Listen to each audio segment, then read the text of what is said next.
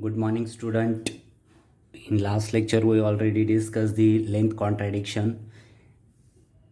At that point, we already discussed the proper length and improper length and relation between them. L proper is equal to gamma into that L proper is equal to that gamma into L improper, right?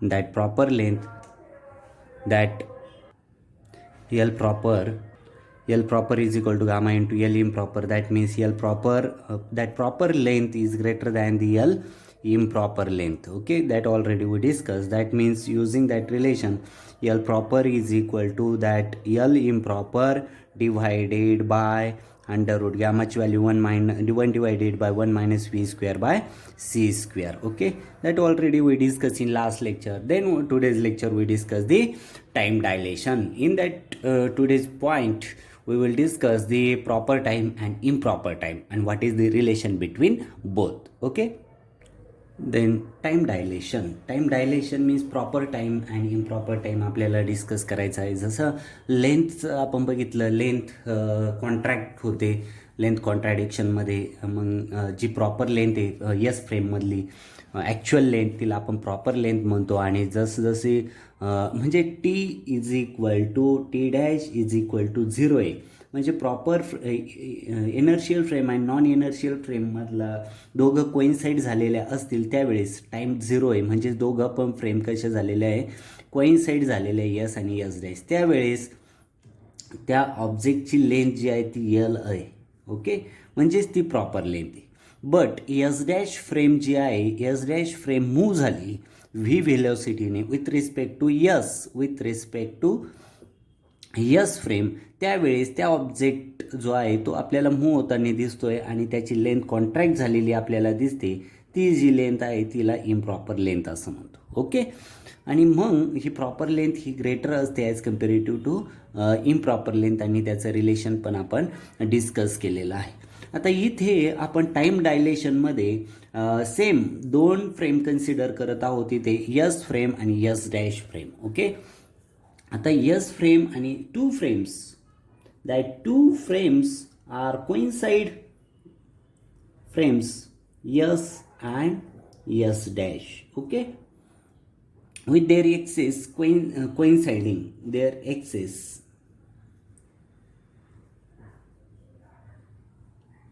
are coinciding at t is equal to 0. Okay, म्हणजे t is equal to 0 असताना दोन्ही frame coincide झालेले आहे. Okay, आज त्याचं actual meaning आहे. Then S dash frame is moving with a velocity v in a positive x direction. Positive x directionला च्या डिरेक्शनने ही S dash फ्रेम v या वेलॉसिटीने काय होते, मूव्ह होते. That time suppose two identical clocks are place at their origin. त्यावेळेस काय केलं, टू आयडेंटिकल क्लॉक्स, दोन सारखे क्लॉक्स घड्याळ जे आहे ते काय केले, त्या ओरिजिनवरती दोन घांच्या ओ आणि ओ डॅश ह्या ओरिजिनवरती काय केले, प्लेस केले. म्हणजे suppose at any given point X dash, एक पॉईंट आपण घेतला इन एस डॅश फ्रेममध्ये आणि तिथे let T1 and T2 be the times recorded by the two events. Time T1 dash S dash फ्रेममध्ये एक्स डॅश हा एक पॉईंट आपण कन्सिडर केला एस डॅश फ्रेममध्ये आणि two events occur T1 dash, दोन इव्हेंट घडल्या तिथे T1 dash and T2 dash. Okay, as a recorded by the clock in.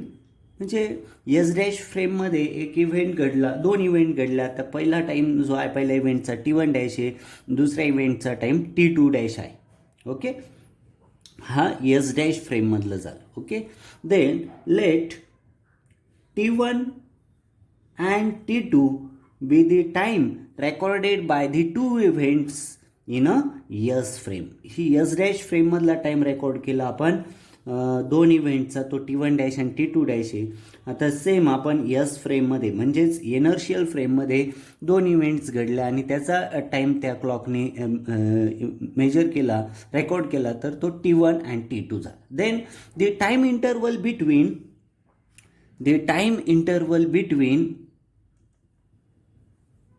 time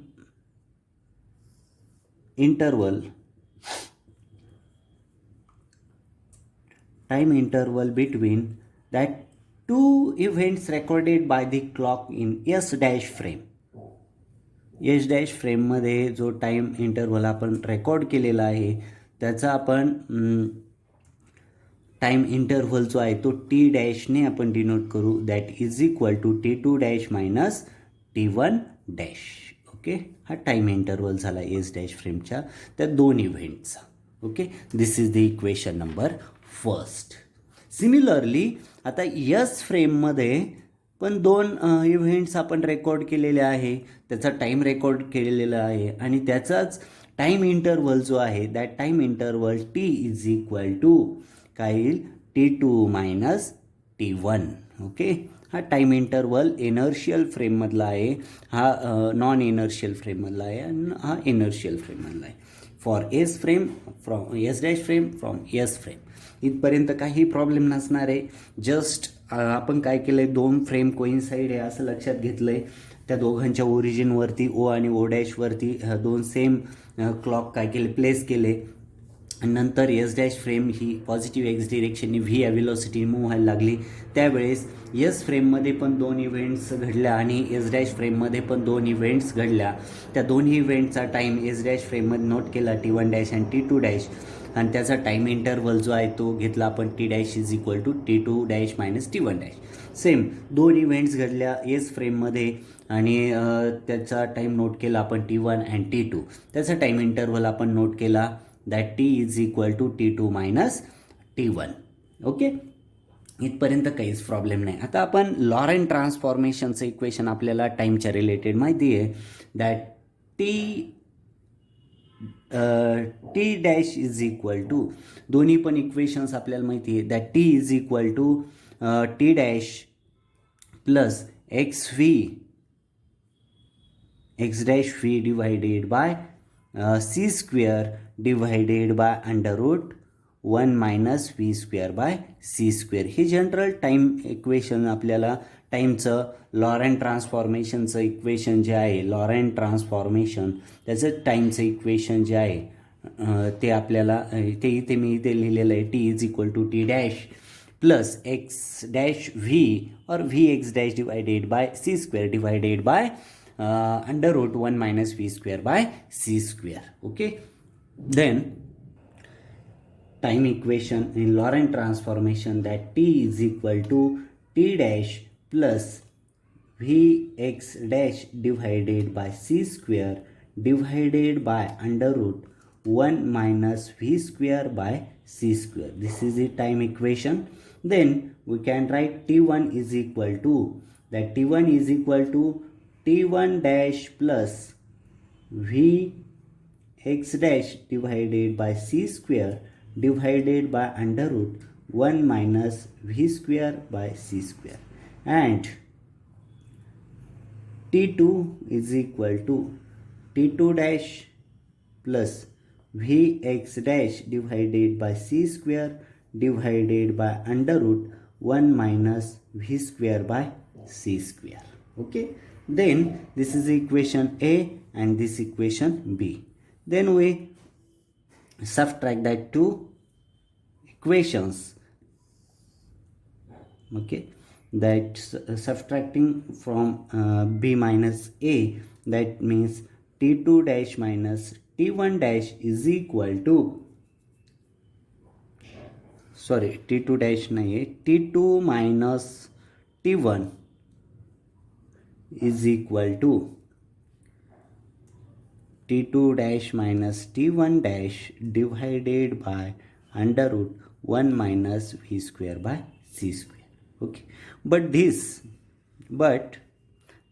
T2 minus T1 is equal to T, right? and t2 dash minus t1 dash is equal to t dash. Then substituting in that c equation, then c becomes that t is equal to t dash divided by under root 1 minus v square by c square. Okay, that t is equal to t dash divided, this is the time relation, or that t is equal to gamma into t dash, and value of gamma is equal to 1 divided by under root 1 minus v square by c square. Okay, the quantity is called unity. The equation, the quantity is always less than the quantity. Here's the quantity, the quantity 1 divided by under root, or here under root 1 minus v square by c square is always less than unity, right? Therefore, interval between two events occurring at a given point in the moving frames s dash appears longer to the observer in the stationary frame s. That means t is greater than t dash. Okay, तर इथे proper time कोणता आणि improper time कोणता ते आपण discuss करणार आहोत. तुम्ही हे इक्वेशन जे आहे ते लक्षात ठेवायचं, T is equal T dash divided by 1 minus V square by C square. Okay, that T is equal to T dash divided by under root 1 minus V square by C square.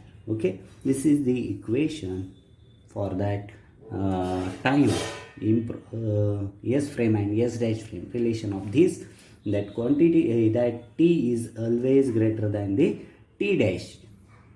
Okay, then here when the clock is moving in a velocity v, suppose that clock is moving with velocity v, okay, to the observer,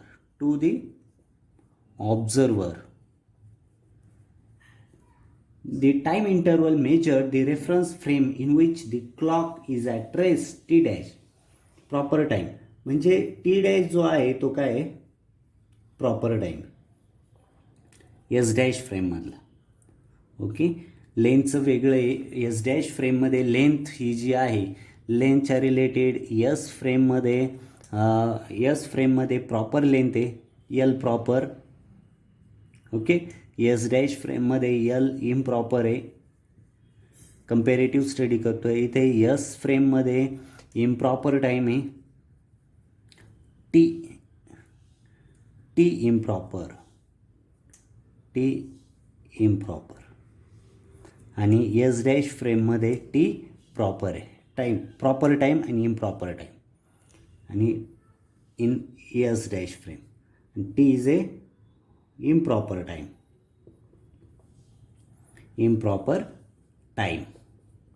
in a yes frame. Must remember this, very important. That means t improper is greater than the t proper. म्हणजे improper time हा proper टाइमपेक्षा कसा असतो मोठा असतो. This is the relation between proper time and improper time. Okay, that means must remember T improper is equal to that T proper divided by under root 1 minus V square by C square. T improper is equal to T proper divided by under root 1 minus V square by C square. इथे लक्षात proper time कशाला म्हणतात आणि improper time कशाला म्हणतात ते आपण इथे लिहिलेलं आहेच आहे. देन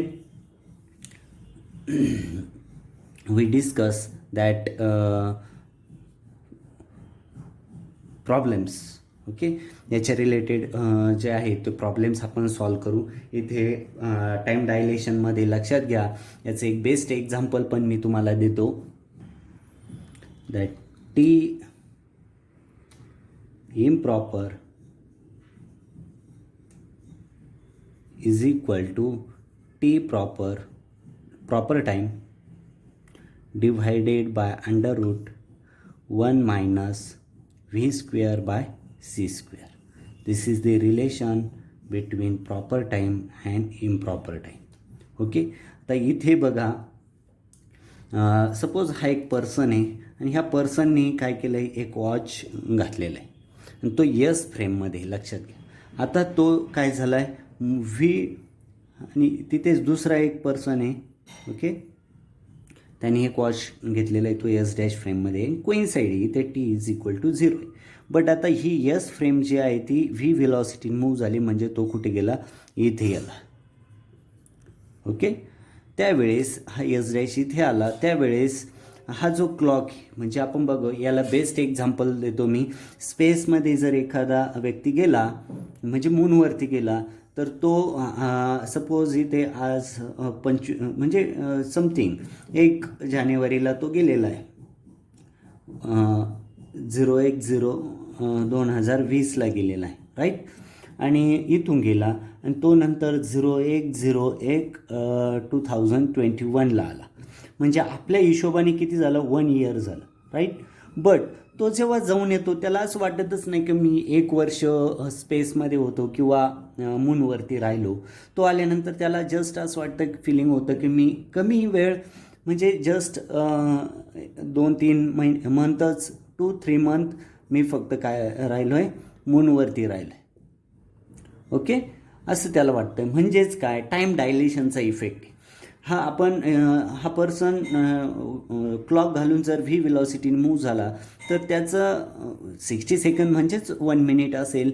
बट टाईम डायलेशन जो आहे तो स्लो होणार आहे. म्हणजेच जो इम्प्रॉपर टाईम जो आहे तो इम्प्रॉपर टाईम हा ग्रेटर आहे इम्प्रॉपर टाईमपेक्षा. म्हणून तिथून स्पेसमधून आलेल्या व्यक्तीला तो खूप झालेला टाईम असा वाटत नाही. ओके, हे बेस्ट एक्झाम्पल झालं, लक्षात घ्या. हे इक्वेशन लक्षात ठेवा. म्हणजे नॉन एनर्शियल फ्रेममधला टाईम कसा असतो, ग्रेटर असतो as comparative to proper time. म्हणूनच म्हटलं जातं की ब्रह्मदेवाचे आपले खूप वर्ष, म्हणजे आपले पृथ्वीवरच्या माणसाचे खूप वर्ष, म्हणजेच ब्रह्मदेवाचा 1 दिवस असतो. म्हणजेच त्याचं मिनिंग काय आहे, जो ब्रह्मदेव म्हणजे एखादा गॉड जो आहे तो इनर्शियल फ्रेममध्ये, काय एनर्शियल फ्रेममध्ये, आणि त्या नॉन एनर्शियल फ्रेममध्ये आहे गॉड. आणि त्याचा टाईम जो आहे तो इम्प्रॉपर टाईम आहे. आणि तो इम्प्रॉपर टाईम कसा आहे, greater as comparative to the proper time. आणि पृथ्वीवर जे आहे अर्थवरच्या माणसांचा टाईम जो आहे, ती अर्थ ही एनर्शियल फ्रेम आहे, यस. आणि तिथला टाईम जो आहे तो प्रॉपर टाईम आहे. म्हणजेच आपले खूप वर्ष म्हणजे गॉडचा 1 दिवस जो आहे, असे कीर्तनकार एक्झाम्पल देतात. तर ते इथे रिलेटिव्हिटीमध्ये काय होतं आहे, प्रूव्ह होतं आहे. ओके, तिथला टाईम जो आहे तो ग्रेट आहे, म्हणजे जास्त आहे ॲज कम्पेरेटिव्ह टू आपल्या टाईमपेक्षा. म्हणजेच हे रिलेशन आहे, हे आईन्स्टाईन यांनी प्रूव्ह केलेलं आहे, टाईम डायलेशनचं रिलेशन. याचं प्रॉब्लेम जो आहे ते आपण प्रॉब्लेम सॉल्व करू, म्हणजे तुमच्या अजून लक्षात येईल. ओके, लक्षात ठेवायचं हे रिलेशन प्रॉपर टाईमचं आणि इम्प्रॉपर टाईमचं. हे एक्झामच्या दृष्टीने पण खूप इम्पॉर्टंट आहे. कॉम्पिटेटिव्ह एक्झाम असेल किंवा तुमची सेमिस्टर एक्झाम असेल, याच्यावरती प्रॉब्लेम हा असतोच. ओके, प्रॉब्लेम बघा. The average life time at a pi meson in its own frame of reference is 2.6 × 10⁸ second. This is proper lifetime. If the meson moves with a speed of 0.95 c, what is its before decaying as measured by an observer on the earth? म्हणजे problem लक्षात घ्यायचा इथे काय, actually meson आहे. आता पाय meson आहे. Pi meson म्हणजे असा असतो तो पाय. ओके, हा मेसॉन पार्टिकलचा एक टाईप आहे. ओके, इलेमेंटरी पार्टिकल आहे पाय मेसॉन. मेसॉनचा टाईप येतो, मेसॉन फॅमिली. पाय हा मेसॉन फॅमिलीमध्ये येतो. Its own frame of reference is, म्हणजे its own frame of reference म्हणजे प्रॉपर टाईम जो आहे, प्रॉपर लाईफ टाईम त्याचा दिलेला आहे किती, 2.6 into 10⁻⁻8 second, right. That T proper दिलेला आहे. Then if the meson moves with a speed, हा पाय मेसॉन काय होतोय, मूव्ह होतोय with a speed 0. That speed means V दिलेला आहे, V is equal to 0.95 C. एवढ्या स्पीडने तो काय होतोय, मूव्ह होतोय. ओके, तर it's before decaying as measured by an observer on earth. म्हणजे काय, ही अर्थ आहे, ह्या अर्थवरती एक ऑब्झर्वर आहे, ऑब्झर्वर, आणि हा पाय मेसॉन जो आहे ह्या व्ही व्हेलॉसिटीने काय होतोय, मूव्ह होतोय.